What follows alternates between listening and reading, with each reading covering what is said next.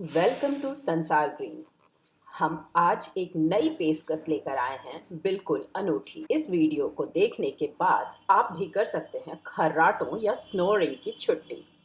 आपके कितने भी प्रिय इंसान के खर्राटे आपको पसंद नहीं आते, पर जानते हैं खर्राटा लेना एक बीमारी है।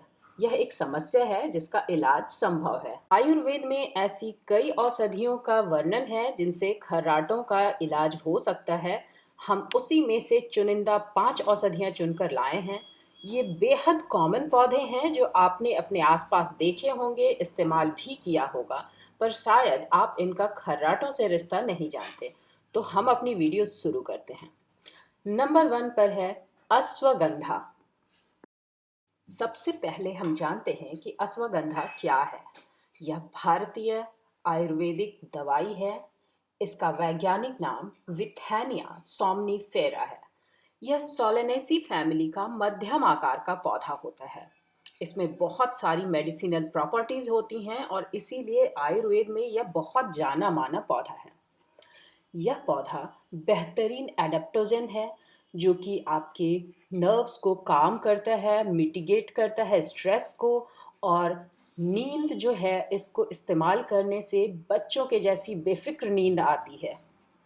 अतिरिक्त अश्वगंधा में होता है phyto nutrient try ethylene glycol, जिसकी वजह से जिसके इस्तेमाल से जो नींद बार बार खुलती है वो समस्या खत्म हो जाती है। मरीज गहरी सांस ले पाता है जिसकी वजह से अच्छी नींद आती है और आराम भी शरीर को अच्छे से मिलता है। सबसे इम्पॉर्टेंट है कि इसको इस्तेमाल कैसे करना है। इस्तेमाल का तरीका आपके लिए जानना बेहद ज़रूरी है। सिंपल सी बात है, या तो आप अश्वगंधा की दवाई आयुर्वेदिक दुकान से खरीद सकते हैं। 250 मिलीग्राम से 600 मिलीग्राम तक समस्या के अनुसार आप रोजाना शाम के समय खाने के बाद इसे सेवन करें। या अगर आपके पास अश्वगंधा का पौधा है तो यह सबसे बेहतरीन है। अश्वगंधा की पत्तियों का आधा चम्मच रस रात्रि में खाने के बाद लें। इतना ही काफ़ी है अच्छी गहरी नींद के लिए, खर्राटों से रहित नींद के लिए। दूसरा सबसे इम्पॉर्टेंट हर्ब जो खर्राटों की छुट्टी कर सकता है वो है शंख पुष्पी। शंख पुष्पी को आप अपराजिता के नाम से भी जानते हैं। इसे विष्णुकांता भी कहा जाता है। जहाँ तक वैज्ञानिक नाम की बात है, इसका वैज्ञानिक नाम क्लिटोरिया टेरेंटिया है।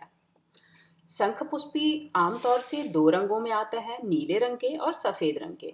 फूल सिंगल लेयर या डबल लेयर्ड हो सकते हैं, लेकिन जहाँ तक मेडिसिनल प्रॉपर्टीज़ की बात है, दोनों ही पौधे की मेडिसिनल प्रॉपर्टीज़ इक्विवेलेंट होती हैं, बराबर होती हैं। यानी कोई भी पौधा आपके पास है तो समझिए आपके हाथ आयुर्वेद का खजाना लग गया। इनके इस्तेमाल का तरीका बेहद आसान है। अपराजिता या शंख पुष्पी के फूलों से बेहतरीन चाय बनाई जा सकती है। इन फूलों को सिंपली गर्म पानी में उबालना होता है, रंग आ जाता है और 2 से 3 मिनट ही इसे बॉयल करें तो यह चाय तैयार हो जाएगी। आप इसे गर्मा गर्म पी सकते हैं, चाहे तो ठंडा करके शहद मिला के पी सकते हैं शरबत के तौर पे। और अच्छी बात यह है कि इसका इस्तेमाल छोटे बच्चे भी कर सकते हैं, बल्कि छोटे बच्चों को आपको ये चाय या शरबत ज़रूर देनी चाहिए। सिर्फ खर्राटों का इलाज नहीं करता है, माइंड पावर बढ़ाने के लिए, मेमोरी पावर बढ़ाने के लिए इनका इस्तेमाल किया जाता है। ये एक्सेलेंट स्ट्रेस रिलीवर हैं। यानी कि आप किसी भी तरह के तनाव से गुजर रहे हैं, चाहे बच्चों के परीक्षा को लेके उनका तनाव हो या आपका खुद का तनाव हो, घर के हर सदस्य को इनका चाय या शरबत का सेवन करना चाहिए, और वह भी सुबह के समय खाली पेट में ज़्यादा अच्छा होता है। अपराजिता शो प्लांट में भी आता है। पूजा के फूलों के लिए भी लोग इसे लगाते हैं। इजीली बीज से उगने वाला पौधा है जिसकी वाइन यानी कि लता होती है, और इसमें पॉड्स आते हैं जिसमें सीड होते हैं। इसके बीज भी एडिबल होते हैं और इसके जड़ का भी इस्तेमाल स्त्री रोगों के इलाज के लिए किया जाता है। तो पूरा का पूरा प्लांट मेडिसिनल है। इसका पौधा आपके घर में जरूर होना चाहिए। तीसरे नंबर पर है सर्पगंधा। ध्यान रहे, सर्पगंधा अश्वगंधा से अलग है। यह भी आयुर्वेद की जानी मानी दवा है, जड़ी बूटी है। यह दरअसल फूलों वाला पौधा होता है जो छोटे या मध्यम आकार का होता है। 6 इंच से 2 फुट तक की ही इसकी झाड़ी होती है। जहाँ तक वैज्ञानिक नाम की बात है, इनका वैज्ञानिक नाम रोवल्फिया सर्पेंटिया है। सर्पगंधा का इस्तेमाल बहुत सारी मेडिसिनल हर्ब के लिए, यह बहुत सारी आयुर्वेदिक दवाओं में इस्तेमाल होता है। और ध्यान रहे कि भारतीय सर्पगंधा तौर पर इस्तेमाल होने वाले नॉर्मल स्नेक प्लांट से बिल्कुल अलग है। इसमें फूल भी आते हैं, फल भी आते हैं, बीज भी आते हैं।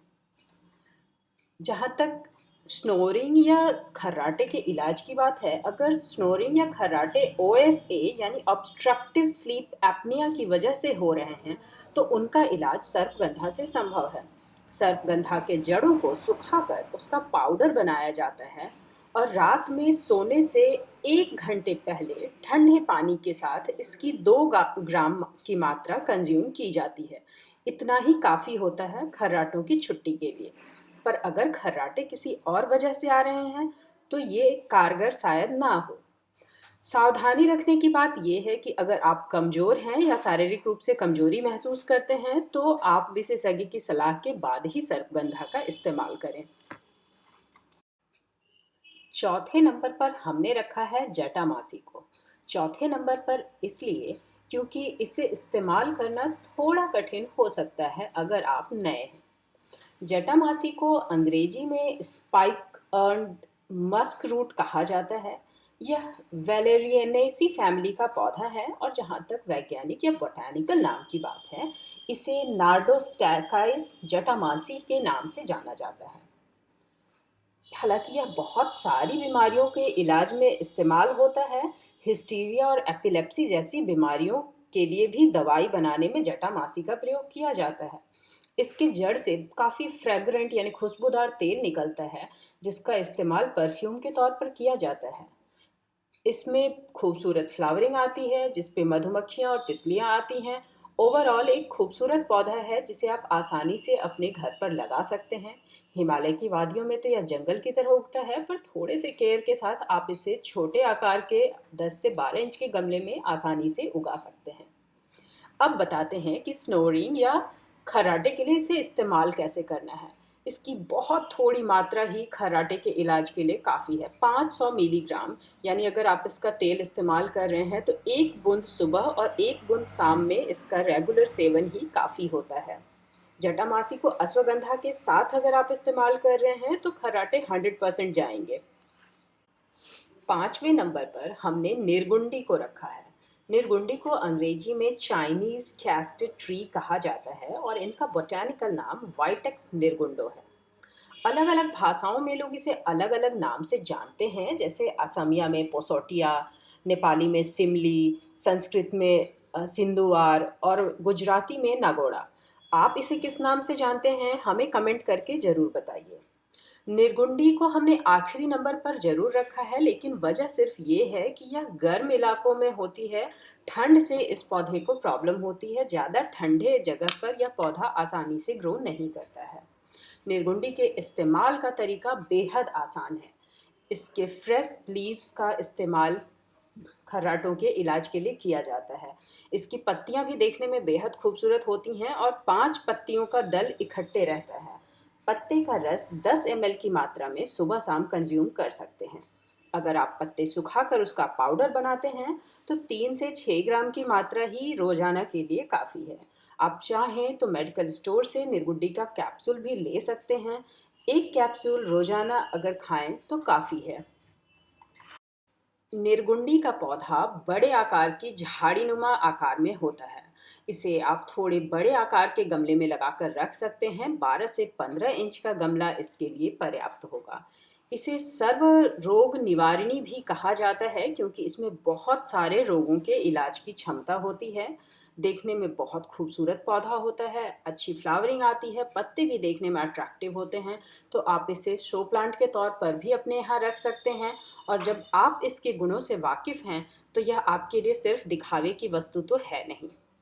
आपको अगर हमारी वीडियो अच्छी लगी है और इस तरह दूसरे विषयों पर भी आप वीडियो देखना चाहते हैं तो हमें कमेंट कीजिए और बताइए कि आपको किस विषय पर जानकारी चाहिए। Thank you for watching.